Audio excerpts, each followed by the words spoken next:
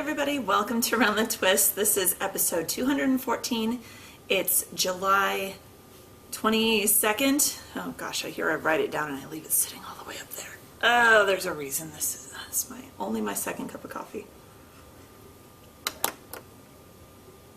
I need to reorganize. This is just, I'm sorry guys, this is just not working here. I thought I was being all efficient in where I set everything, and no.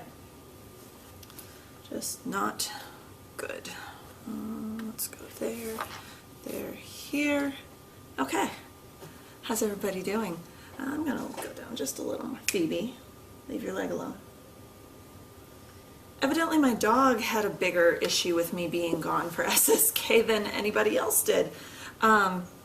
She's been my little ball of anxiety and licking little bald patches all over her legs. So if you hear me scolding her, it's because she's sitting over there.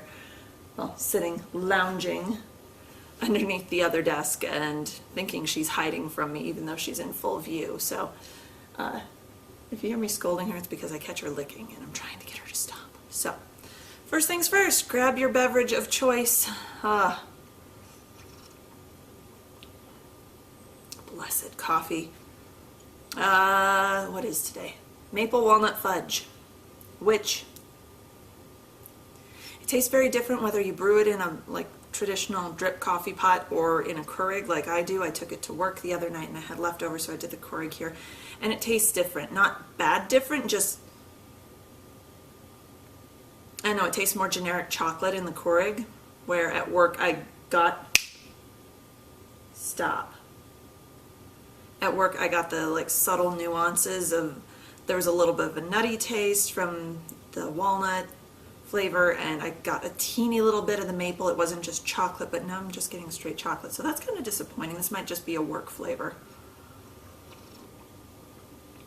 It's still good, but maybe not for the Keurig. Okay, first things first, what I'm knitting. How have you all been? I've been gone to SSK, obviously.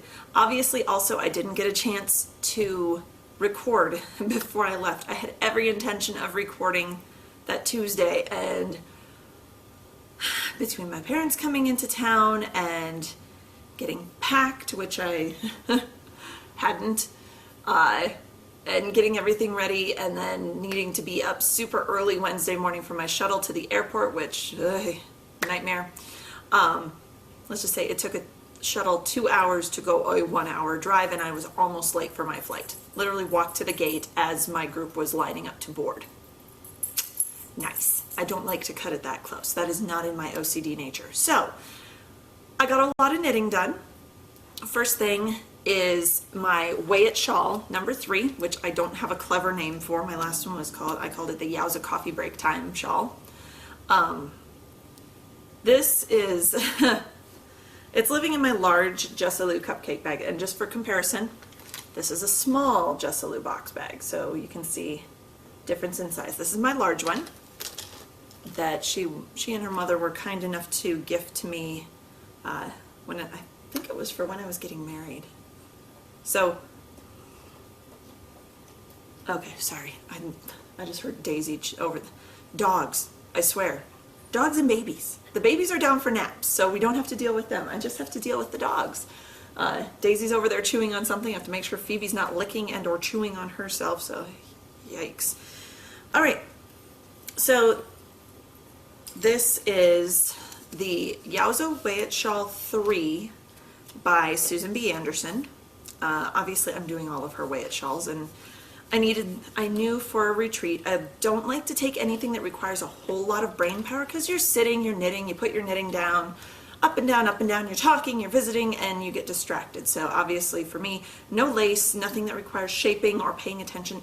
It's all stockinette and garter all the time for this whole show. So first up, so this shawl is the Miss Babs Yowza. It's one of her Babette colorways, which is the way she describes it is a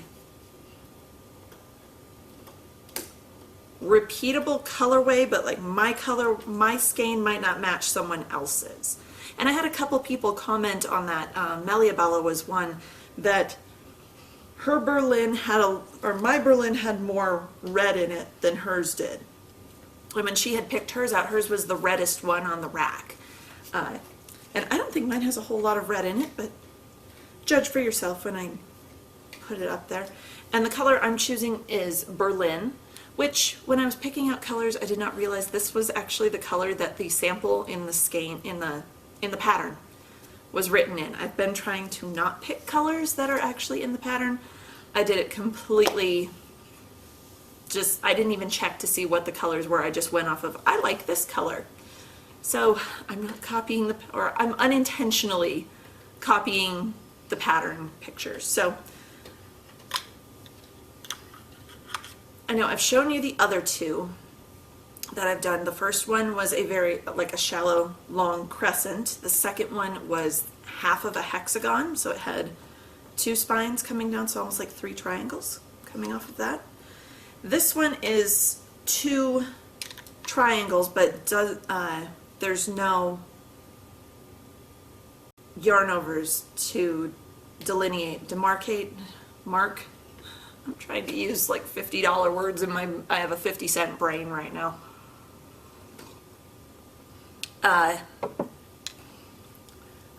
There's no clear line of demarcation. Wow, it's amazing what one sip of coffee will do. Where that center increases, you can kind of see it. See how the stitches are radiating off that center spot. So it's a triangle shawl, but there's 2 triangles coming down to describe it. Knitting up on a US 8, which is a 5.0 millimeter needle. And I love the colors. It's much darker than the other 2 Wayette shawls that I've done, so that's a nice variation for me. And I weighed the skein before I started, because obviously everything with the Wayette shawls, it's in the name. You weigh the ball as you go. Miss Babs is very generous. Her tags say it's an 8-ounce skein. This was actually an 8.8 ounce skein by my little kitchen scale. I weighed it right before I recorded so I could get in my notes, and I have 4.2 ounces left. I think, if I remember right, I'm supposed to go until I have 2.5 ounces left, but I better check the pattern before I go any further. And that's when I'll start the edge, and I am going to do, this one has a ribbed ruffle. There's a ribbed edging on it, where the last one was an eyelet and the first one was just a garter ruffle. And the interesting thing with this shawl, with the Wayette shawl number 3, is you can actually pick your edging. There's 2 different edging options. One is the ribbing and one is just I think it's just a garter ruffle again, if I remember right. But I'm doing the ribbing one, so because I want all of my shawls to be different. So that's coming along. I last knit on this on the shuttle on the way home. Not a whole lot. Okay. I've got this little hanging stitch marker threaded through here. It is removable, don't worry. That I had put it in right before I left, and it's to mark which side, when I'm starting the row, is the right side, because there's only patterning on one side and the other side is just knitting back across. But it also came in handy because I left it there, so I saw how much I had knit on the way out. This was my main knitting for the shuttle, for the plane ride out to Nashville, and then the shuttle again, and while I was there.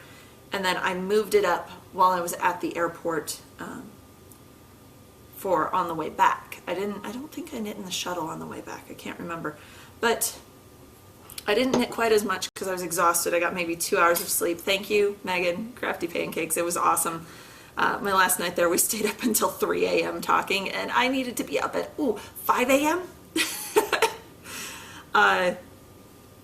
So that was kind of fun to sit up and talk to my roommate, bathroom sharer, whatever, on our last night there. So I was exhausted on the way back, so I actually did sleep some on the plane. I'm not sure how much, but I actually dozed off with needles in my hands. So that was kind of fun. But I only knit maybe 2 inches worth on the shawl, which I'm not surprised that I knit less. Number 1, sleeping. Number 2, the shuttle that I took from the Denver airport home really needed to have its shocks replaced, so I'm trying to knit in like going like this, trying to get through a stitch, and my hands are shaking because it's so bumpy, and the road's not bumpy, so it's got to be the van. But I'm really thinking about using a different shuttle service the next time I need to go to the Denver airport, or just having somebody drive me instead, because I'll surely get there on time. I'm not bitter. I'm not bitter. I have to let it go. It's fine. Ah.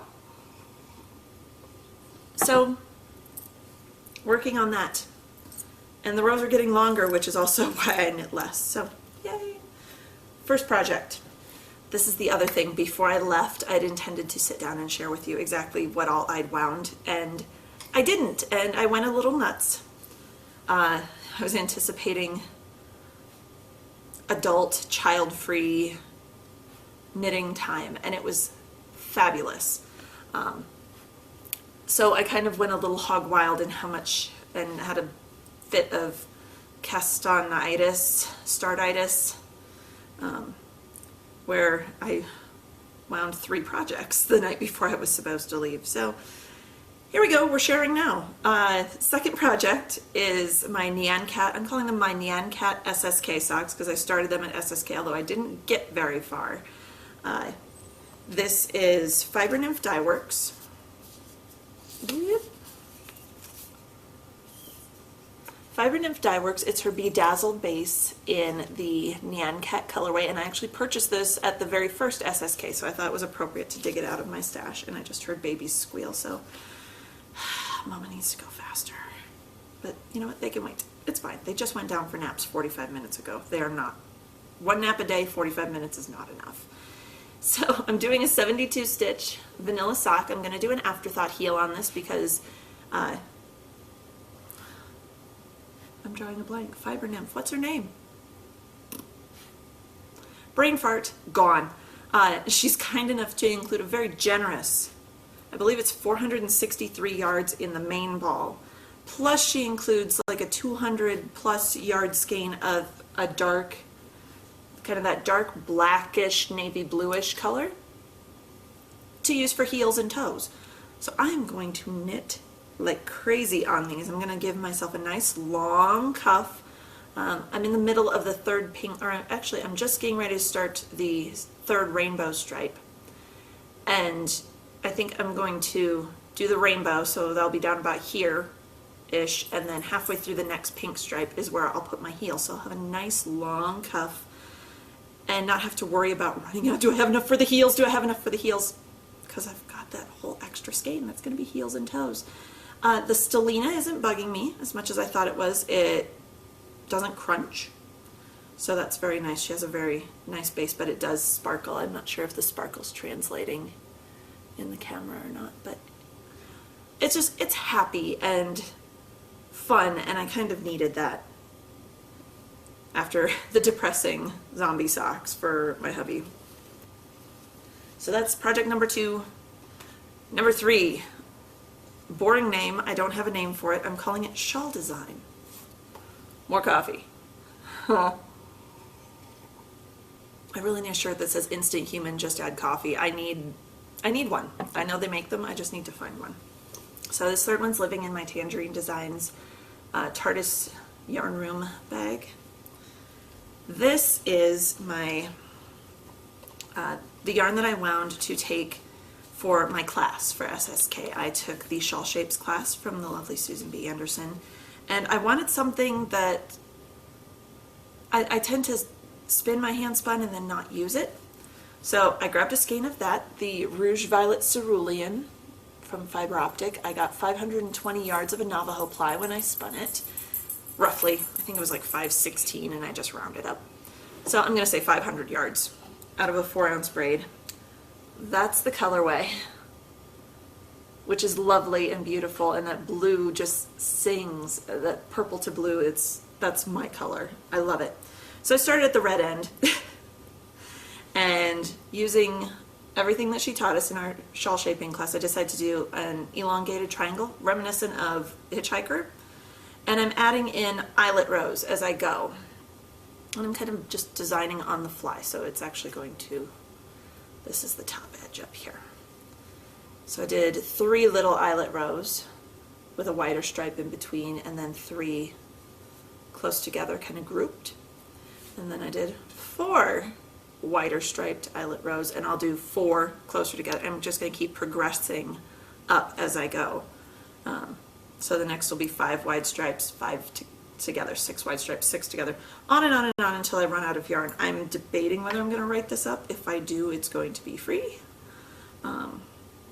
We'll see how it turns out. It's simple. It's nothing. It's pretty mind-numbing, but I like it. And yeah, I'm knitting it up on a US 5, which is a 3.75. Yes. But Susan was awesome for her class.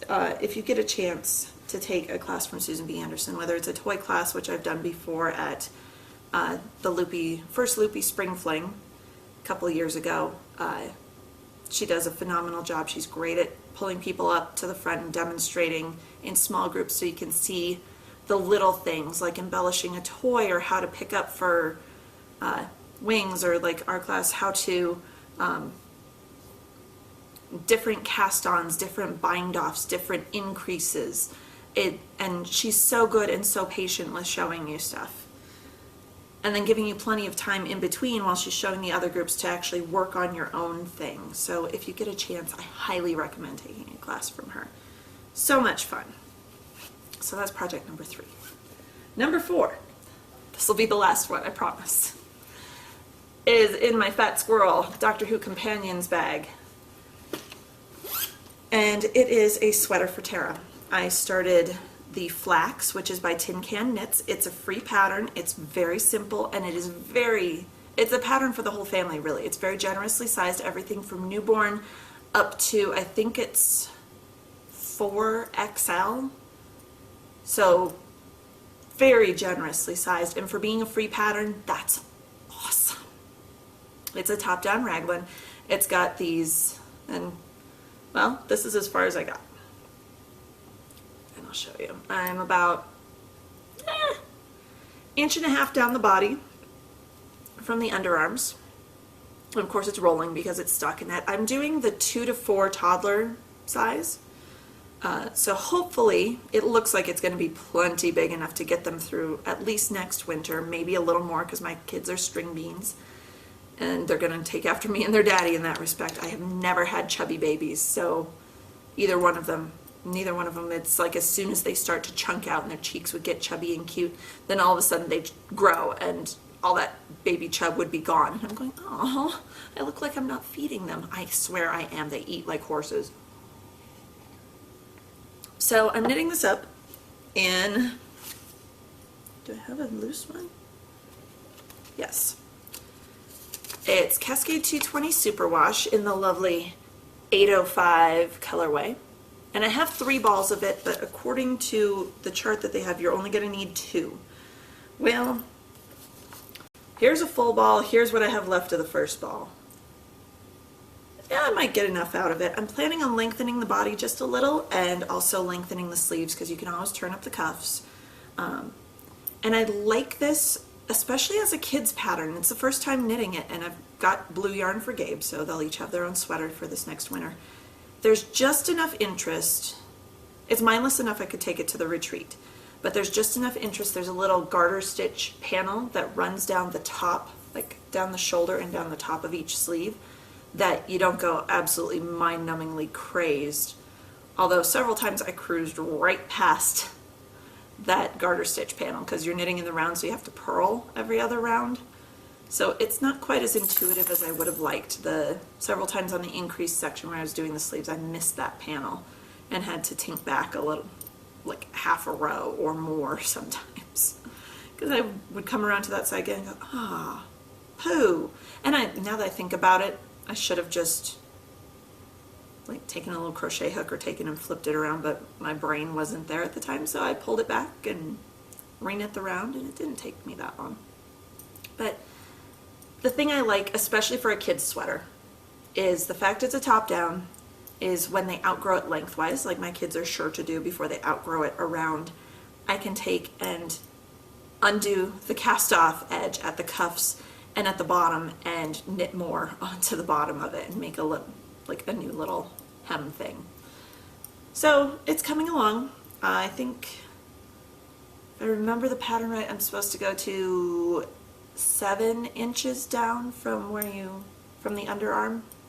I might do 8, just to give them a little extra length and it won't hurt. Hi Daisy, can I help you? Currently knitting it on a US 8, which is a 5.0 millimeter needle. It also calls for a 6 that you use for the ribbing that I did around the neck, and then obviously around the cuffs and around the hem. And yeah, it's zooming and I love it. And I'm sorry, I have my signature 8s in my way at Shawl, so I had to pull out my Knit Picks old interchangeables, and they clink like crazy, so I'm sorry those are clinking. But it's coming along. Very exciting. I forgot how fast little kids' sweaters knit. I'm like, holy buckets, zoom. So great fun with that. And that's it for what's on my needles. I have no spinning because I was gone and I didn't feel like hauling my wheel. I wasn't taking a spinning class, so why bother? And I have no cross stitch, no pokey things. Oh, a little bit of cross stitch information though. Well, I took my cross stitch with me to SSK thinking maybe some night in the room. Yeah, didn't happen.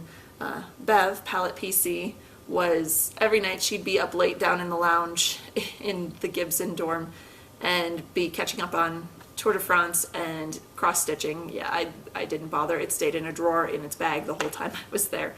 So I kind of miss it, kind of need to pull that out because Frosted Pumpkin Stitchery, before I left, they had released their next mystery stitch along, and it's A Very Merry Christmas Town, I believe is the name of it, and they were offering kits, which of course sold out immediately, so I pre-ordered one. I just got the notice on my pre-order that mine is on its way.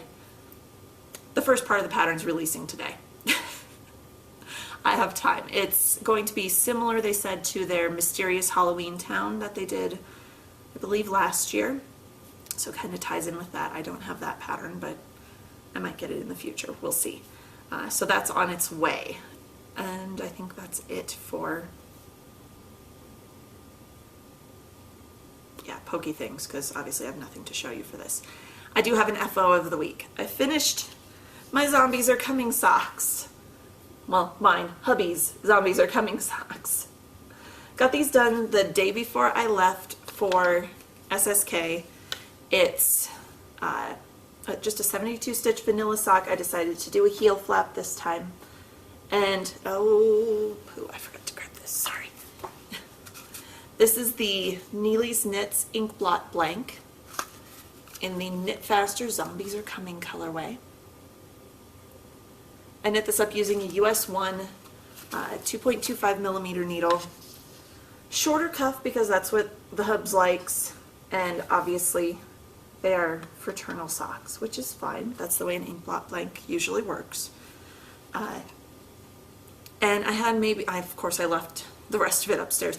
I had maybe 8 inches left at the end of the blank, so I could have made longer socks for myself, but since hubby likes short cuffs, that's what I made. Started these April 21st. I hadn't realized it was that long ago, and I finished them up on July 14th. So that's the last of the socks that he's getting for a little while, because he doesn't wear them that often. So unless he asks me for another pair, I'm not making them anymore for the moment. I've got other people that I need to knit for. Come on, Daisy. Come here. Come on. Come on, jump. Why aren't you jumping? People want to see you.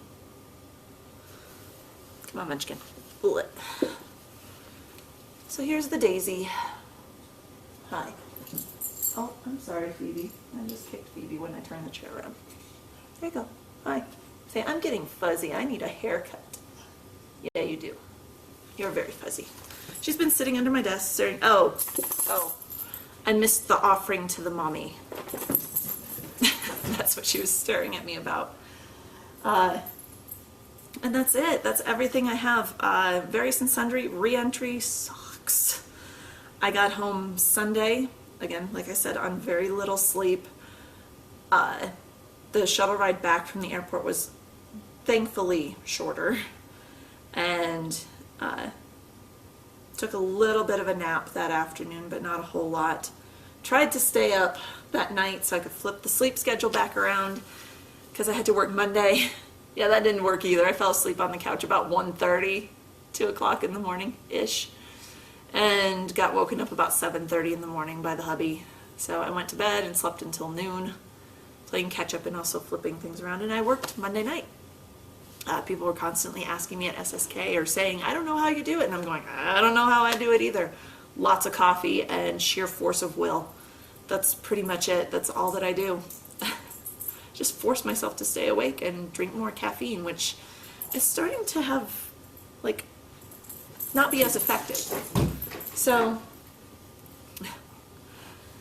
we'll see how long I can keep this up. Also, just checked my email, and Blip is going to be shutting down August 20th. I don't know what that means for what's on the blog so far. I have been, obviously I've been posting over in Podcast Garden. That's how it's going up on iTunes. But I need to check out Podcast Garden and see if there's some link that or some way to embed it from Podcast Garden into the blog. I need to check that out. I also need to make sure I've got all of the episodes saved, and I should start moving them over to Podcast Garden so everyone can see. So everything's back over on iTunes as well. I had said I wasn't going to. I also didn't know Blip was going away, and I have a month to get stuff moved over and very little computer time to do it in. So we'll see how this is going to go. Now I'm really done. I'm going to let you all go. A little bit longer show this week. Felt like I was rambling, but yeah, I'm still, I guess, getting used to being home, and it's been tough. Like I said, re-entry sucks. Getting back to real life after being among my tribe and stop chewing and having unlimited time to knit and ice cream for days. Oh, Jenny's, I miss you already. I wish I would have gone there more often, but that's okay. I didn't quite get all the flavors, but I got 7 of them sampled, so. That's it. Until next week, happy knitting.